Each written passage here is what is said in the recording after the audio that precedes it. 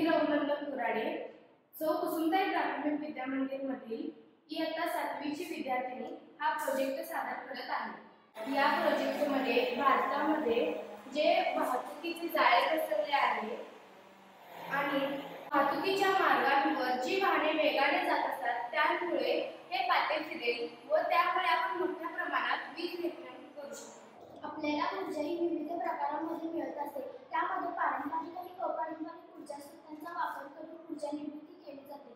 पण आताच्या काळामध्ये पारंपरिक ऊर्जा स्रोतांपेक्षा अपारंपरिक ऊर्जा स्रोतांचा वापर करून ऊर्जा निर्मिती करणे काळाची गरज बनली आहे।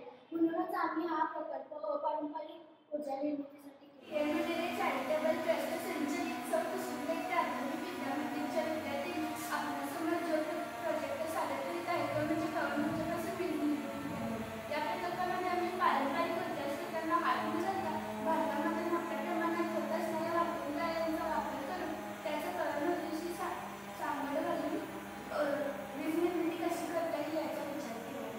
या प्रकल्पामध्ये दुतर्फाची वाहतूक असते, त्यामध्ये रस्ता विभाजक असतात। याचाच वापर करून आपण विभाजकावर पवनचक्कीचे छोटे स्वरूप बसवले आहे। ही पवनचक्की जनयंत्रांशी जोडली गेली आहे। रस्त्याच्या दोन्ही वाहतूक होत असते तेव्हा गाड्यांच्या वेगामुळे हवा जोराने वाहते। त्या हवेच्या वेगामुळे या पवनचक्कीच्या पाती फिरू लागतील। पाती फिरल्यामुळे पवन ऊर्जेचे रूपांतर विद्युत ऊर्जेमध्ये हीच वीज आपण जनयंत्रांच्या माध्यमातून पुढे बॅटरीमध्ये साठवू शकतो। हीच वीज आपण रस्त्यावर असलेल्या दिव्यांसाठी, उद्योगधंद्यासाठी, घरगुती वापरासाठी तसेच इलेक्ट्रिक बाईकना चार्जिंग करण्यासाठी अशा अनेक वापरांसाठी वापरू शकतो। अशा प्रकारे आपल्या भारताला आणखी विकसित बनायचे असेल तर अशा विविध अपारंपरिक ऊर्जा स्रोतांचा शोध घेऊन त्यापासून